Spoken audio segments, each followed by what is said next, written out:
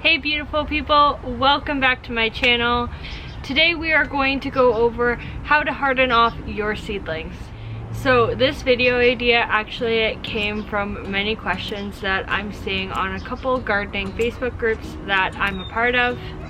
A lot of people are unsure of how to harden off their seedlings this spring. So I thought let's make a video on that and help some people out. Sorry about my hands, I've been gardening and I haven't washed them yet. So when you're hardening off your seedlings, you have to go slowly, very slow. It is so painfully slow that you want to rip your hair out. Yeah, once the nice weather comes, I know I'm very guilty of it. I actually have killed many seedlings in previous years trying to speed up the hardening off process. Let me just tell you, it doesn't turn out well.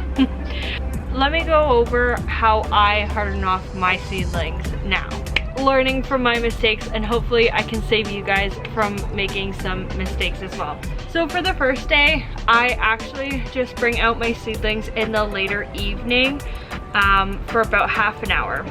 Not directly in the sun, and just let them sit and feel the breeze in the sun for half an hour. Then on day 2, I push it up to an hour. It's already sounding so slow.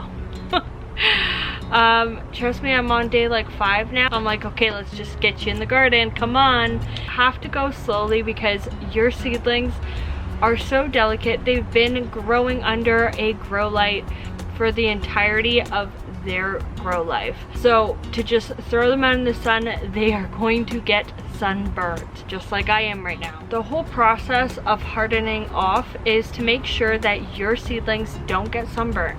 That is the last thing that we want to do, and we don't want to stunt them, kill them, nothing. We want to have a successful growing season. Day 3, an hour and a half. Day 4, 2 hours. Day 5, I start pushing it to like an hour and 45.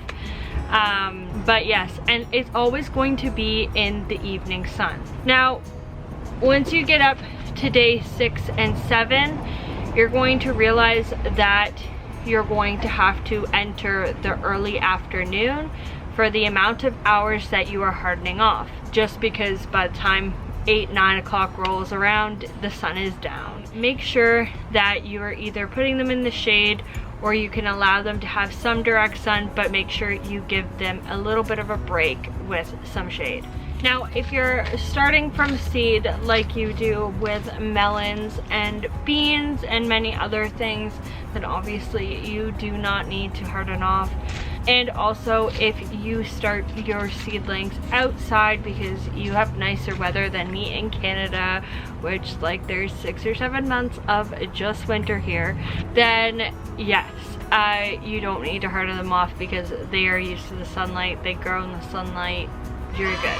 But for the most part, we want to be very careful with our seedlings because it would be the worst thing if you've put all this effort into growing this seedling and you just sunburn it and scorch it and just kill it.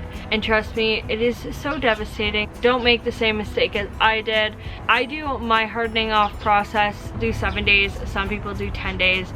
It is completely up to you. Some people only do 5. And then lastly, when you're getting to the end of your hardening off process, you want to make sure that you're slowly introducing your little seedlings to the direct sunlight.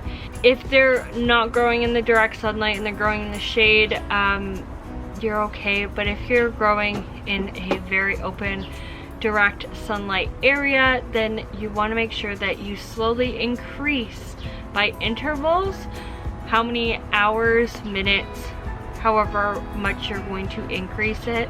You're going to slowly increase your intervals of direct sunlight so that you don't scorch your plants, because direct sunlight is very strong and those plants definitely do need it, and they do need to get used to it, but we don't want to kill them. If you enjoyed this video, consider subscribing. I love to make gardening videos. I'll see you in the next video. Bye guys.